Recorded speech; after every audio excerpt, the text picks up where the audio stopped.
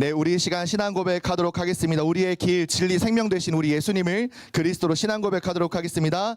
예수께서 이르시되 내가 곧 길이요 진리요 생명이니 나로 말미암지 않고는 아버지께로 올 자가 없느니라. 아멘. 우리 옆에 있는 귀한 다음 세대들과 선생님들과 이렇게 축복하며 인사합시다. 복음 플랫폼이 됩시다. 한 번 더 앞뒤로 우리 서로 눈을 마주쳐야 돼요. 이렇게 뒤통수 보시면서 축복하면 그걸도 임하겠지만 여러분 서로 눈을 보시며 마주치면서 인사했으면 좋겠습니다. 빛의 자녀답게 삽시다. 네. 오늘 읽은 하나님의 말씀 따라 불통과 형통 차이라는 제목으로 우리 하나님의 말씀 선포하도록 하겠습니다. 우리 지난주 우리 하이라이트 고등국의 겨울 수련회 우리 새학기를 앞두고 수련회를 통해 라이트업 빛을 켜신 우리 그리스도 예수의 마음을 느끼고 체험하는 귀한 시간이 있었습니다. 우리 함께하지 못한 다음 세대들도 너무 아쉽지만 그래도 이 수련회를 통해서 주신 은혜가 다시 우리 함께 동일하게 임하게 될 것을 믿습니다. 그리고 너무 감사한 건 한 건의 안전사고 없이, 그렇죠? 새벽에 원리소를 개방을 했더니 자기들끼리 경도를 하는데 제가 놀랐어요. 야, 저렇게 뛰어놀 수 있구나. 또 남자 방에 쉰내가 너무 가득해가지고 남자 선생님들이 거기는 못 들어가겠다. 감사한 건 우리 현석 쌤이 그래도 그 전주간에 설날 주간에 멕시코 그 중남미 단기 선교를 다녀오셔서 이 타코 그 향신료에 코가 많이 마비되셔가지고 여러분 그 남자 쉰내 나는 그 방에 그러니까 경도했으니까 원래 나는 냄새가 아니라 너무 막 땀 뻘뻘 흘리면서 막 경찰과 도둑을 하는 바람에 그 냄새가 남에도 불구하고 우리 현석 쌤이 그 안에서 편안하게 하나님 주신 사랑으로 잠에 취하셨다. 너무 감사했어요. 일단은 우리 그래도 또 안전 사고 없이 은혜 가운데 우리 수련회를 마치게 하신 또 우리 새 학기를 맞이하게 하신 우리 하나님께 감사의 박수 우리 함께 올려드릴까요? 박수 안 치시는 분들은 수련회를 못 왔거나 이제 왔는데 별로 은혜가 안 됐거나 뭐 둘 중에 하나겠죠. 이번 특히 수련회 메시지를 통해 우리 안에 빛이 비춰져야 어둠이 구분이 된다라고 말씀을 우리에게 주셨어요. 우리 안에 우리가 혼돈과 공허, 흑암 가운데 가득했던 이 세상 아무것도 사실 존재하지 않는 것과 같은 그 어두움 속에 하나님이 빛이 있으라 하심으로 말미암아 빛과 어둠이 구분되어졌던 것처럼 그리스도 예수의 마음으로 우리에게 비추신 빛 덕분에 우리 안의 어두움 그리고 우리 현장의 영적 흑암 어두움을 우리가 구분할 수 있다는 거. 그래서 현장에 갔을 때 사실 여러분 화나고 뭔가 꽃길 같고 여러분들이 막 기대가 되고 소망이 되는 그런 현장이라기보다는 절망, 고통, 낙심, 그쵸? 희망이 전혀 없는 그런 아주 막막한 느낌의 현장이었다면 아마 여러분 빛이 제대로 비춰진 걸 거예요. 여러분 현장에 여러분의 어떤 심령의 마음의 상태가 이번 한 학기 새 학기가 시작되면서 굉장히 막막했고 답답했고 사실은 희망보다는 절망이 소망보다는 진짜 깊은 낙심이 여러분 안에 있었다면 보였다면 그건 그리스도 예수의 빛이 정확하게 비춰진 거라는 증거예요.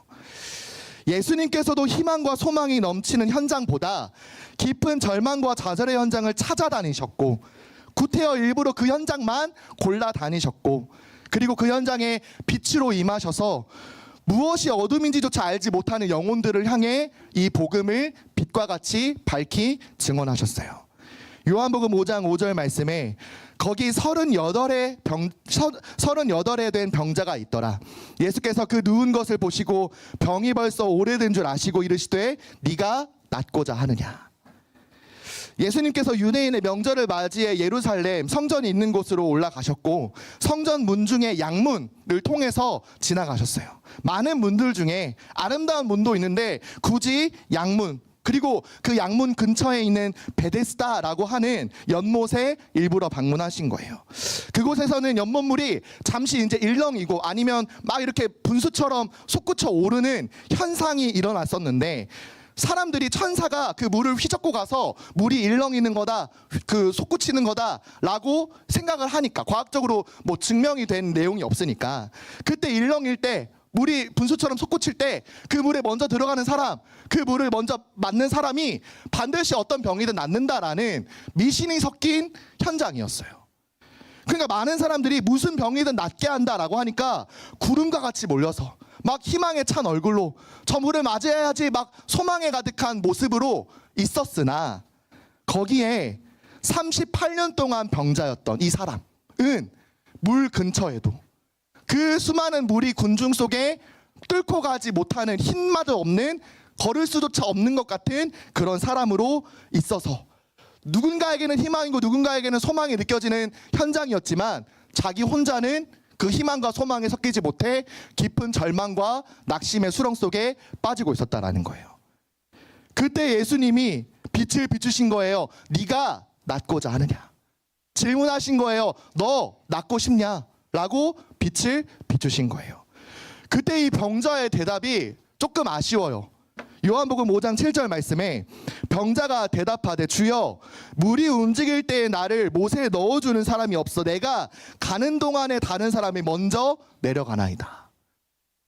예수님, 당신이 내 인생에 아무도 나를 도와주지 않아서 내가 걸어가서 저 사람을 뚫고 가장 먼저 물어 들어가야 고침받을 것 같은데 나를 도와주는 사람이 없어, 나를 저 연못 물에 넣어주는 사람이 없어. 제가 아직도 38년 동안 지금 아프고 있습니다.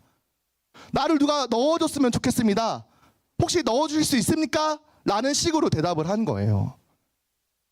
예수님이 누구이신지 알지 못하고 대답한 내용이겠죠. 그러나 예수님을 마치 잠깐 어깨동무에서 나를 넣어줄 수 있는, 그냥 잠시의 도움을 줄 수 있는 건강한 사람으로, 내 문제, 내 사건 이거 하나 해결해주면 나머지는 내가 알아서 할 수 있습니다라고 하는 것과 같이 내 인생의 게스트처럼 잠깐 나한테 아주 좋은 말을 해주는 명사와 같이 내가 해결할 수 없는 이 수학 문제를 풀어줄 수 있는 일타 강사처럼 그냥 내 인생에 잠깐 조금이나마 이 순간에 도움 주시면 나머지 내가 해볼 수 있겠습니다 라고 하는 그런 대답을 한 거예요. 영원한 빛을 만났는데, 다시는 목마르지 않을 수 있는 영원한 생명수를 만났는데 나를 넣어줄 사람이 없는데 혹시 도와줄 수 있습니까? 라고 말한 거예요. 여러분, 어떤 영웅도 어떤 위인도 어떤 사람도 하나님을 떠난 죄와 그 죄로부터 시작된 저주와 그 저주 아래에서 빠져나올 수 있도록 도와줄 수 있는, 구원할 수 있는 이름은 오직 예수 그리스도밖에 없습니다. 네가 낫고자 하느냐라고 질문했을 때 그 병자였다면, 제가 그 병자였다면, 뭐 저는 이미 믿고 있어서 그런 거긴 하겠지만, 주님 도와주세요. 나를 건져주세요.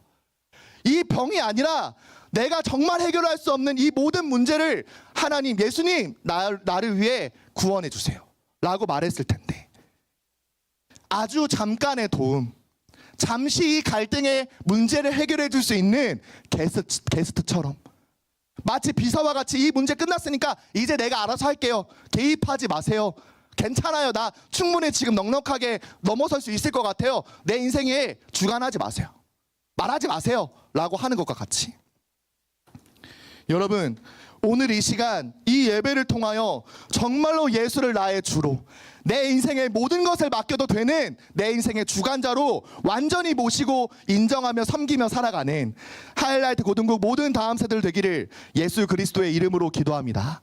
그게 은혜예요. 그게 하나님이 주시고자 하는 구원이에요. 내 영혼을 구원하신 그 그리스도는 이제 내 모든 마음과 생각, 내 모든 삶과 모든 육체마저도 구원하실 수 있는 능력자 되시는 거예요.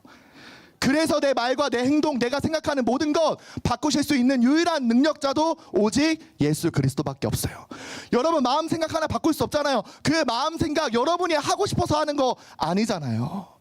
누군가를 미워하고 싶은 마음, 누군가를 정죄하고 싶은 마음, 판단하고 싶은 마음 여러분 전혀 없는데, 비교하면서 살아가는 거 나도 하기 싫은데 나도 모르게 비교하면서 살아갈 수밖에 없는, 부모님을 미워하고 싶어서 태어난 사람 아무도 없는데 나도 모르게 부모님을 미워할 수밖에 없는 그 생각과 마음들 여러분 하고 싶어서 하는 거 아니잖아요.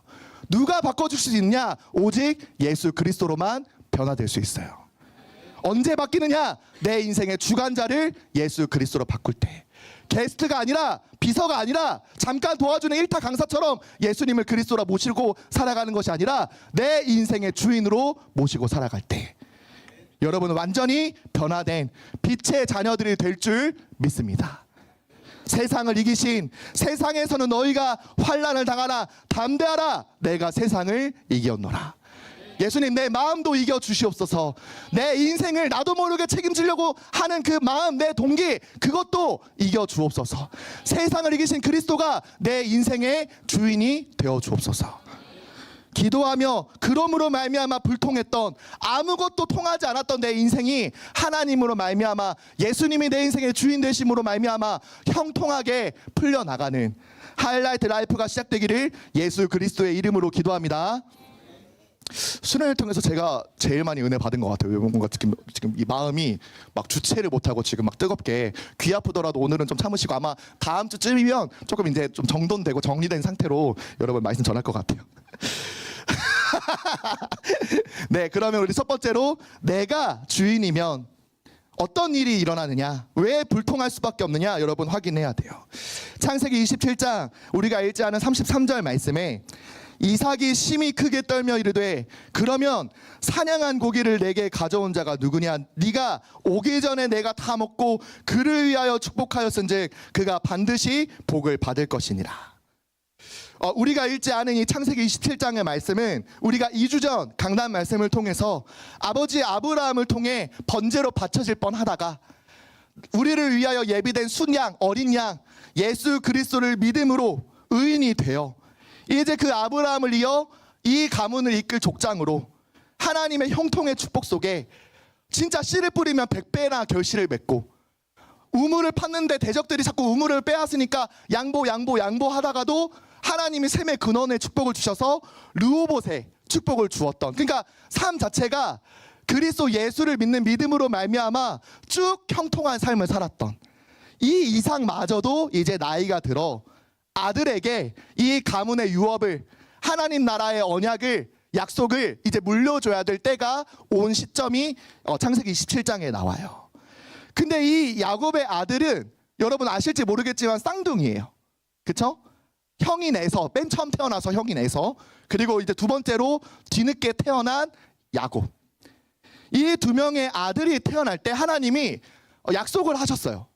이삭에게, 아버지 이삭에게. 창세기 25장에 큰 자가 작은 자를 섬기게 될 것이다. 그러니까 먼저 태어난 형이 아우인 동생을 섬기는 민족이 될 것이다 라고 이렇게 하나님이 미리 말씀으로 예언을 하셨어요. 근데 이 이삭이 좀 이상해요. 쭉 형통의 축복을 하나님과 함께하는 그 말씀의 그 인도하심을 체험했던 이 이삭이 눈이 멀어서, 그러니까 뭔가 영적으로도 뭔가 이렇게 좀 살짝 흔들림이 있어서, 하나님은 분명 큰 자가 작은 자를 섬길 것이다. 한마디로 내가 너를 태어날 둘째 아들을 통해 신앙의 유업을, 언약의 유산을 이어가게 할 것이다 라고 분명히 말씀하셨는데, 이 이삭이 에서에게 축복할 준비를 하는 거예요. 너 내가 좋아하는 음식 사냥을 해서 고기를 만들어 오면 내가 그 고기를 맛있게 먹고 내가 너에게 모든 축복을 다 줄 것이다 라고 에서에게 명령하고, 에서가 그 아버지에게 축복을 받고자 사냥을 하러 떠났을 때, 그때 누가 나타나요? 야곱이 그 소식을 듣고, 어머니를 통해 듣고 나타나요. 그래서 이제 에서가 조금 되게 테토남이고 막 몸에 막 털도 막 복실복실하고, 복실복실하다 뭐 좀 그런가? 막 그러고 막 목소리를 되게 막 부흥사 목사님들처럼 막 이러니까, 이 야곱이 형인 것처럼, 아버지가 이제 시야가 조금 눈이 많이 머셨으니까 목소리 연기를 하고 변장을 한 거예요. 그쵸? 그리고 아버지가 좋아하는 음식을 가져다 주면서 저 에서입니다 이러는 거예요. 아버지가 만져봐요. 이렇게 볼에 입맞춤을 해요. 근데 분명히 목소리는 야곱인데 지가 에서래요. 그러니까 맛있게 먹고 이 야곱에게 속아서 축복을 다 주어요. 저는 그 연기 좋아하는, 연기자가 되고 싶다라는 친구한테 이 말씀 꼭 읽어보라고요. 27장의 말씀. 아마 태초에 연기가 처음 시작된 순간이 이 순간일 것이다. 연기자는 꼭 이 말씀을 묵상해라. 복을 받고자 시작한 것이 연기의 시작이었다라고 저는 얘기해요. 이렇게 형처럼 위장을 하고 목소리 연기까지 다 해서 막 혼신을 다해서 연기를 함으로 말미암아 이삭 아버지를 통해 하나님이 이 아브라함부터 주셨던 모든 언약의 축복을 다 받게 된 거예요. 이 사실을 뒤늦게 알았어요. 열심히 사냥하고 맛있게 음식을 만들어서 딱 왔더니 너가 누구냐 또 물어봐요. 저 에선데요. 그러니까 왔잖아, 줬잖아 하시는 거예요. 아버지 이삭이. 그러니까 저 안 받았는데요? 누구한테 주신 거예요? 라고 물어보기 시작하면서부터 아까 읽었던 33절의 말씀이 일어나는 거예요. 이삭이 크게 떨며 이르되 내가 사냥한 고기를 가져온 너한테 이미 축복을 다 줘버렸다. 더 이상 내가 줄 축복이 남아있지 않다라고까지 얘기하는 거예요. 이어지는 창세기 27장 43절 말씀에 내 아들아 내 말을 따라 일어나 하란으로 가서 내 오라버니 라반에게로 피신하여 내 형의 노가 풀리기까지 몇 날 동안 그와 함께 거주하라 라고 어머니인 리브가가 야곱을 피신시키면서 말해요. 실제로 에서가 동생인 야곱을 죽여야겠다. 그 축복을 다 받았고 아버지가 곧 돌아가시면 야곱 죽이면 그 축복 누구한테 오겠냐, 나한테 오지 않겠냐라는 그 심중에 미운 마음, 시기하는 마음이 들어서 이 야곱을 실제로 죽이려고 계획을 품으니까 어머니인 리브가가 이 야곱을 멀리 하란으로 피신하라라고 얘기하는 장면이에요. 하나님께서는 분명 먼저 태어난 큰 자가 나중에 태어난 작은 자를 섬기게 될 것이다라고 이삭에게 약속 말씀으로 알려주셨어요. 그런데 이삭의 자기 주관, 하나님의 말씀이 주가 아닌 자기 생각과 자기의 편협한 그 의로 아들인 큰아들인 에서에게 축복을 하고자 했던 것도, 심지어 그 결정을 속여서 아버지를 속여서 그 축복을 가로챈 야곱의 노력도, 그 인간의 편협한 생각과 그 축복을 가로채고자 하는 인간의 방법이 모여서 이 야곱이 불안 속에 회피할 수밖에 없는 인생이 되고야 말았어요. 하나님의 말씀이 아닌 내 생각과 경험이 우선이 되어 나도 모르게 내 인생을 내가 책임지고자 하면서부터 시작되어지는 문제는 무엇이냐? 불안 속에 그 불안을 직면할 수 없는 회피하는 인생이 계속해서 반복해서 일어날 수밖에 없다라는 거예요. 그 불통한 인생이 리브가 어머니는 야 몇 날만 가면, 몇 날만 숨어 있으면 에서 형이 분노가 풀릴 거다라고 얘기했는데 그 몇 날이 자그마치 20년 가까운 세월로 흘러갔어요. 아버지인 이삭의 죽음도 어머니 리브가의 죽음도 보지 못할 만큼 이 야곱이 외삼촌 라반의 집에 숨어서 산 것이 20년 가까이 되었다라는 거예요. 심지어 아버지를 속여서 연기해서 받은 그 축복을 안 갚음 받듯이 이 야곱은 외삼촌인 라반한테 똑같이 속아서 아내 2명을 얻는 일 때문에 자그마치 14년 동안 속아서 외삼촌에게 종살이하듯 살아가기 시작해요. 20년 가까이 외삼촌의 거짓된 속임수와 계략에 빠져 허송세월을 보낸 것 같은 불통한 인생이었지만 이삭을 통해 하나님은 야곱에게 분명 축복을 주셨어요. 하나님께서는 그 모든 헛된 속임수에 속아 인간의 방법과 노력으로 그것에서 벗어나고자 했던 그 야곱의 모든 방법과 이삭의 모든 헛된 그 의도를 하나님은 다 아시면서도 그 모든 헛된 속임수에서도 하나님의 언약을 성실하게 신실하게 이루어 가셨어요. 그래서 이 자그마치 14년 동안 외삼촌 라반한테 속아서 종살이 한 듯 보였지만 결국 그 라반에게서 나와 다시 고향인 그 에서가 있는 가나안 땅으로 돌아올 때에는 두 아내를 통해 11명의 아들이 있었고 많은 가축들을 다 이끌고 가나안으로 다시 돌아오는, 한마디로 한 또 가문의 족장이 된 상태로 가나안으로 하나님께서 이끄시게 하셨음을 확인할 수 있어요. 20년이 지나 이제 다시 형을 만나야 되는 현실 앞에 딱 서게 된 야곱이에요. 이때 여태까지 연기하면서 남을 속이면서 남에게 주어져야 될 축복을 가로채며 살아왔던 이 야곱이 갑자기 뜻밖의 결정을 내리기 시작해요. 창세기 32장 22절 말씀에 밤에 일어나 두 아내와 두 여종과 11 아들을 인도하여 야복 나루를 건널세 그들을 인도하여 시내를 건너가게 하며 그의 소유도 건너가게 하고 야곱은 홀로 남았더니 어떤 사람이 날이 새도록 야곱과 씨름하다가. 야곱은 자신이 외삼촌 라반의 집에서 얻게 된 모든 소유, 모든 가축들, 그러니까 재산의 모든 것을 먼저 종들을 통해 강을 건너게 해서 자기의 형인 에서에게 보내줘요. 용서해 달라고, 내 마음을 알아달라고, 내가 가진 모든 것 형의 것이니, 형이 원래 받아야 될 축복이니 다 주겠다라는 마음으로 소유를 다 보내요. 그리고 심지어 자기의 아내와 두 여종들과 11명의 아들들까지도 먼저 배를 태워 강 저쪽 편으로 보내요. 그리고 자기 혼자 홀로 남아요. 사람의 방법으로, 노력으로 가진 모든 수단을 다 활용하려고 했던 이 야곱이 자기가 가진 모든 것, 모든 수단, 모든 방법을 다 강 저편으로 보내고 자기 혼자 홀로 그 나루터, 배가 있는 그 나루터에 홀로 남아 있는 거예요. 그때부터 무엇이 시작되느냐? 성경에서는 어떤 사람과 날이 새도록 씨름했다라고 할 만큼 누군가와 씨름하듯 사람의 방법이 아닌 하나님 앞에 철저하게 무릎 꿇고 기도하는 영적 사투를 벌이기 시작해요.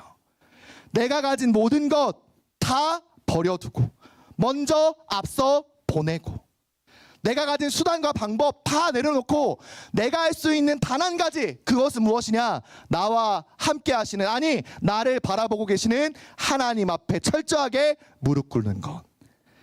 그래서 하나님의 도우심, 하나님의 구원하심, 하나님의 섭리를 기대하고 소망하는 것만이 자기가 이제 바랄 수 있는 유일한 수단이자 유일한 방법임을 야곱은 알았기에 씨름하듯 하나님께 매달려 하나님께 붙들린 상태가 되기 위하여 무릎 꿇고 기도하기 시작한 거예요. 하나님이신 것 같이 이 사람이, 어떤 사람이 야, 나 좀 이제 보내줘, 내가 너한테 뭘 해줘야 되는데 라고 할 때 이 야곱이 나를 도와주세요, 나에게 제발 하나님의 은혜를 베풀어 주세요 라고 하면서 씨름하듯 삿발을 붙잡고 매달리니까 그 간곡한 바람에 하나님께서는 이 야곱을 드디어 응답하시기 시작해요. 창세기 32장 27절에서 28절 말씀에 그 사람이 그에게 이르되 네 이름이 무엇이냐? 그가 이르되 야곱이니이다. 그가 이르되 네 이름을 다시는 야곱이라 부를 것이 아니요 이스라엘이라 부를 것이니 이는 네가 하나님과 및 사람들과 겨루어 이겼음이니라. 하나님께서는 기도로 자신의 인생을 다 하나님께 걸어버린, 아니 이제 인생에 남은 것 하나도 없는데 딱 하나, 하나님을 바라고 하나님께 무릎 꿇고 기도하는 것. 정말로 전적으로 완전히 파산된 영적 상태임을 인정하고 내가 바랄 것은 오직 한 가지, 하나님의 구원과 하나님의 도우심. 그거 하나만 바라보고 진짜 간절하게 무릎 꿇고 생명을 걸듯 사투하며 기도한 이 야곱을 향해 너 이름이 무엇이냐? 제 이름 야곱입니다. 속이는 자입니다. 빼앗는 자입니다.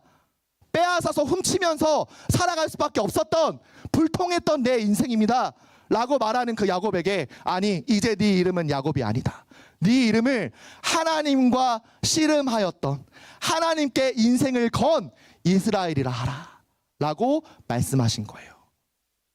여러분, 나도 모르게 사람의 방법과 내가 가진 모든 수단을 활용해서 계속해서 불통할 수밖에 없는, 어떤 것도 통하지 않는, 더 이상 인생에 수고하고 무거운 짐을 질 수밖에 없는 그런 불통한 인생을 살지 않고 나의 도움, 나의 위로 오직 하나님밖에 없음을 바라보는 그 씨름하듯 기도하는 것을 통해 영적 이스라엘의 축복을, 형통의 축복을 받는 하이라이트 인생이 다 되시기를 예수 그리스도의 이름으로 기도합니다. 영적 이스라엘, 여러분은 하나님이 부르셔서 세우시고 택하여 보내신 이스라엘과 같은 사람들이에요. 하나님을 이겼다 그런 말이 아니라 하나님께 인생을 건자라는 거. 사람이 아니라 내가 가진 방법으로 인생을 걸어서 승부수를 띄우는 것이 아니라 내 인생의 승부수는 단 하나, 오직 하나님께 무릎 꿇고 매달리는 것. 그 너무 감사한 건 이번 주 금요기도회가 하박국 말씀이에요. 제가 알기로 하박국의 이름의 뜻이 하나님께 붙들린 자, 매달린 자예요.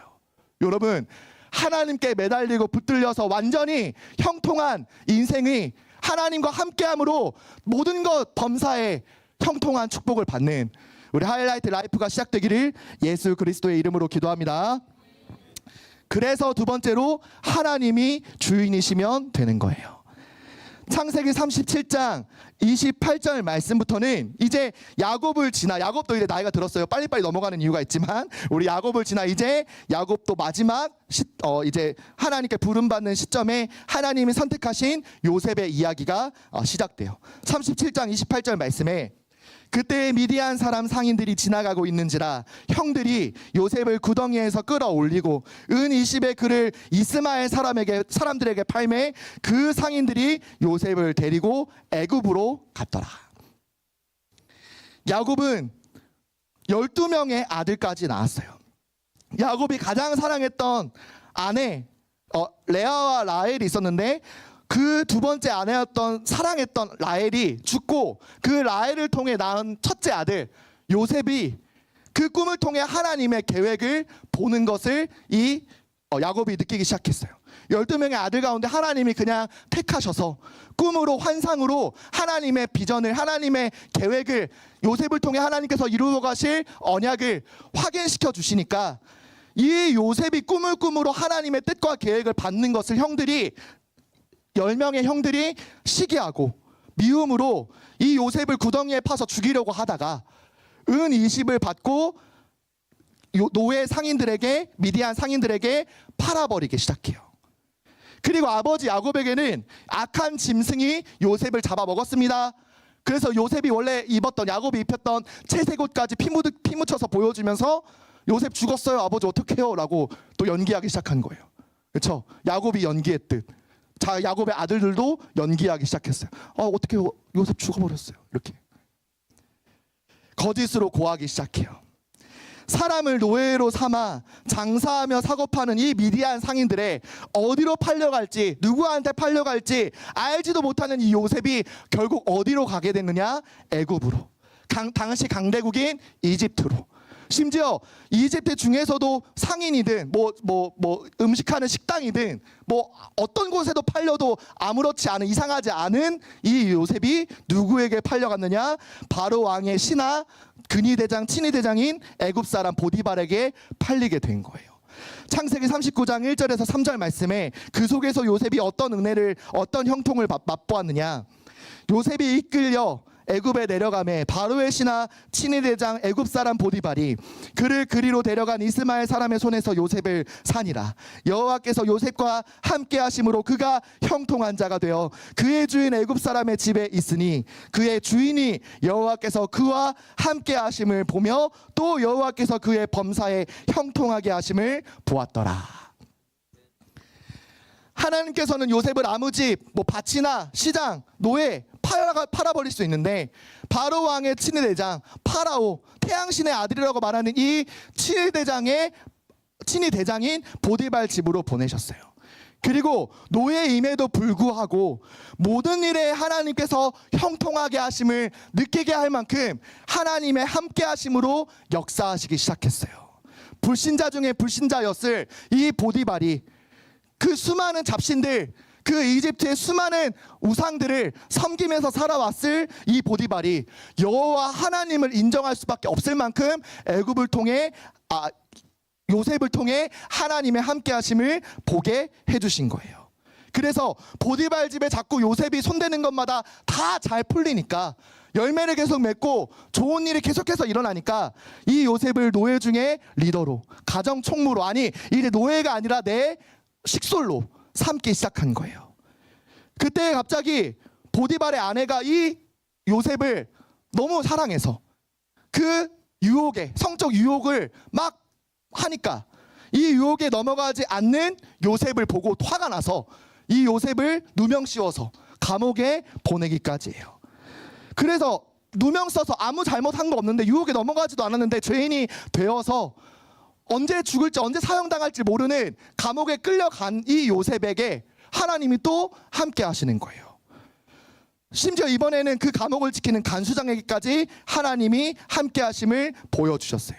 창세기 39장 23절 말씀에 간수장은 그의 손에 맡긴 것을 무엇이든지 살펴보지 아니하였으니 이는 여호와께서 요셉과 함께 하심이라. 여호와께서 그를 범사에 형통하게 하셨더라.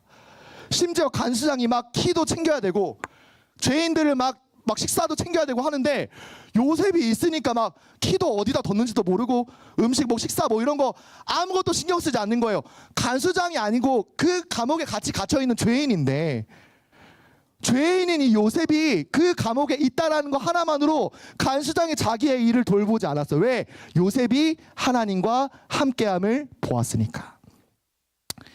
그리고 감옥에서 만난 두 신하의 꿈을 하나님의 지혜와 계시로 해석해 준 일로 말미암아 바로 왕 파라오까지 그 번민하는 꿈을 이 감옥에 있었던 노예가 끌려 나와 해석해 주기 시작해요. 그 왕 앞에 섰을 때에도 그 바로 왕 앞에서 하나님의 함께하심과 하나님의 함께하심으로 모든 일에 형통케 됨을 이 바로 왕에게 증명하여 보여주기 시작해요. 그러니까 이 바로 왕이 하나님을 찬양해요. 창세기 41장 38절 말씀에 바로가 그의 신하들에게 이르되 이와 같이 하나님의 영에 감동된 사람을 우리가 어찌 찾을 수 있으리요 하고, 하나님의 함께하심, 말씀으로 성령으로 함께하심으로 이 요셉을 통해 모든 신하들의 마음을 감동하게 하신 하나님의 형통하심을 체험한 이 요셉, 이방인이었고 노예였고 감옥에 있던 죄인이었음에도 불구하고 하나님은 이 애굽, 특별히 바로왕의 마음까지 감동시키셔서 애굽의 총리까지 되게 하셨어요. 이렇게 하나님의 함께하심으로 죄인이었으면서도 이방인이었으면서도 총리까지 되어버린 이 형통의 축복을 받은 요셉이 흉년이 들어 7년 풍년과 7년 흉년이 들어서 애굽 주변의 많은 땅들이 흉년으로 죽게 되니까 총리로서 이 풍년이었을 때 쌀을 곡식을 저장해 두었던 것을 가지고 모든 사람에게 이제 쌀을 팔기 시작해요. 그 중에 그 곡식을 사러 누가 오느냐? 자기를 노예로 미디안 상인들에게 팔았던 형들이 곡식을 사러 어쩔 수 없이 애굽으로 총리 앞에 요셉 앞에 서게 된 거예요. 자신을 죽이려 했고 살아 있어도 사는 게 아닌 것과 같은 노예로 자신을 팔아버린, 심지어 은 20 별로 돈도 되지 않는 진짜 그냥 인신매매를 해버린 이 형들 앞에, 그 원수 앞에 요셉은 자신의 인생이 하나님이 개입하셨고 하나님이 내 인생을 주관하셨고 당신들이 나를 판 것이 아니라 하나님이 나를 먼저 이 애굽 땅에 보내셨다라고 정확하게 하나님의 이유, 하나님의 선하시고 기뻐하시고 온전하신 뜻을 선포해 주기 시작해요. 창세기 45장 5절 말씀에 당신들이 나를 이곳에 팔았다고 해서 근심하지 마소서, 한탄하지 마소서, 하나님이 생명을 구원하시려고 나를 당신들보다 먼저 보내셨나이다. 누가 원수를 용서하고 살릴 수 있느냐? 내가 할 수 있는 게 아니에요. 하나님의 함께하심과 형통하심을 맛본 사람만이 원수를 용서하고 살릴 수 있는 거예요.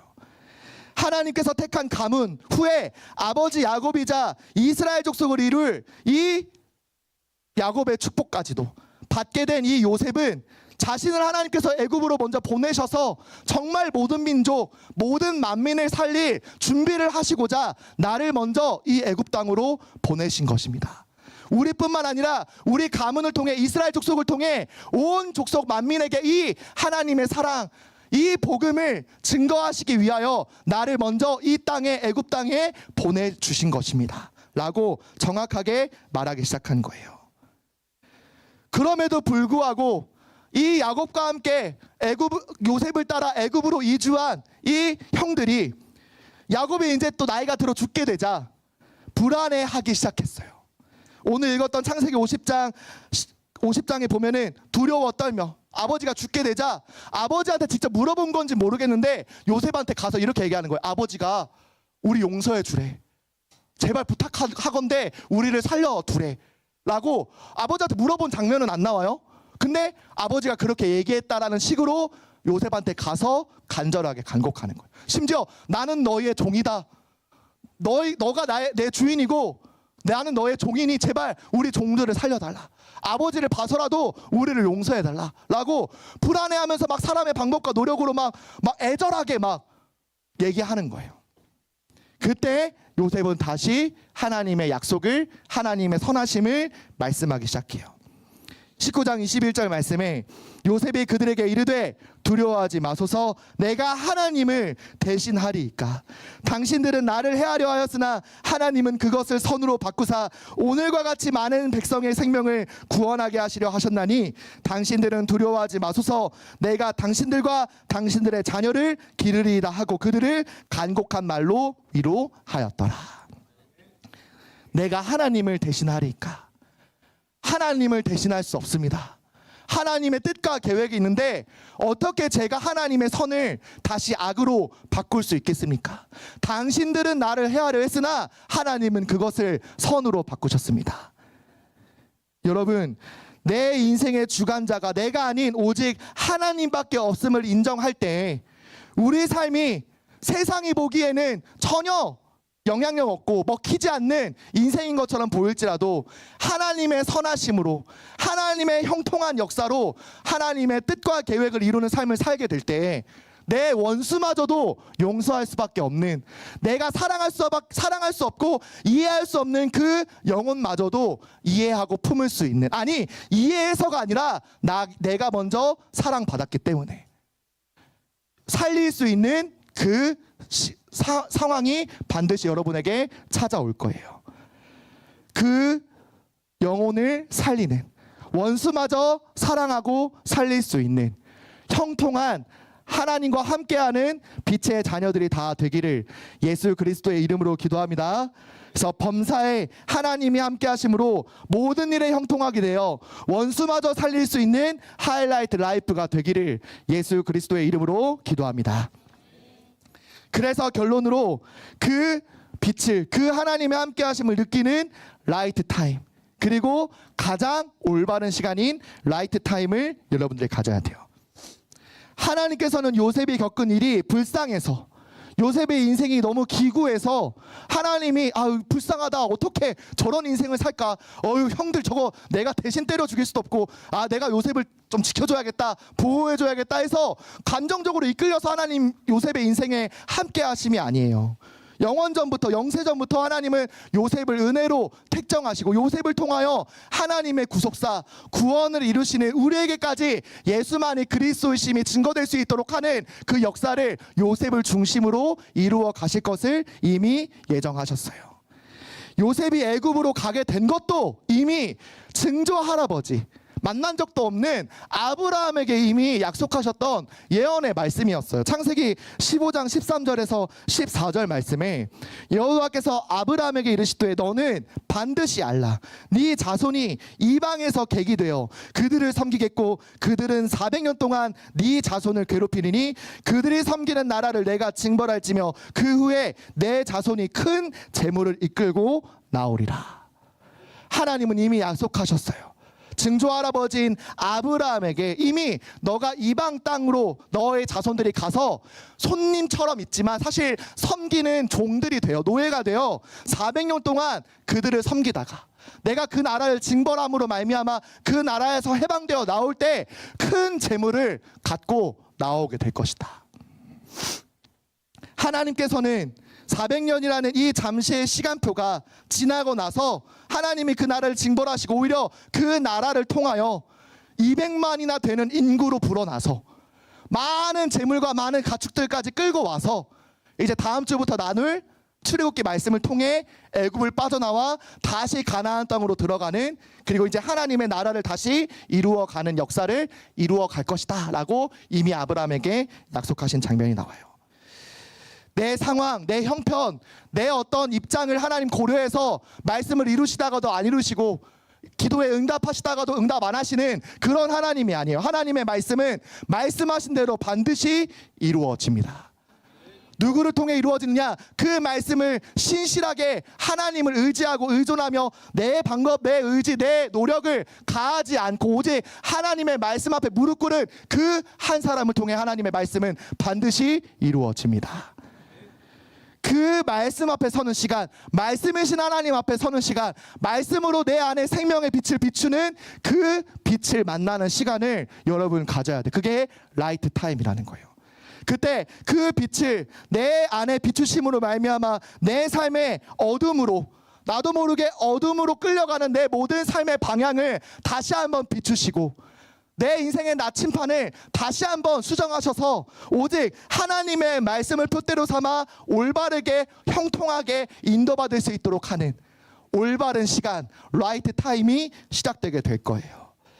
성삼위일체 하나님이 내 인생을 주관하시는 라이트 타임을 통해서 모든 것이 꽉 막힌 것 같이 불통했던 여러분의 인생이 하나님이 함께 하심으로, 하나님의 형통하심으로 완전히 하나님의 영적 활로가 열리는 것을 체험하는 우리 귀한 하이라이트 인생이 되시기를 예수 그리스도의 이름으로 기도합니다. 여러분 삶에 딱 5분이라도, 또 현장에서 단 5분이라도, 순간이라도 빛을 만나고 빛 앞에 서는 시간을 여러분 조금이라도 가지면 된다는 거예요. 그 빛 앞에 서는 홀로 시간을 지키는 라이트 타임, 또 함께하는 현장 라이트 타임을 통해서 하나님께서 우리를 형통하게 하시는 것을 체험하는 우리 귀한 모든 하이라이트 고등국이 되기를 예수 그리스도의 이름으로 기도합니다.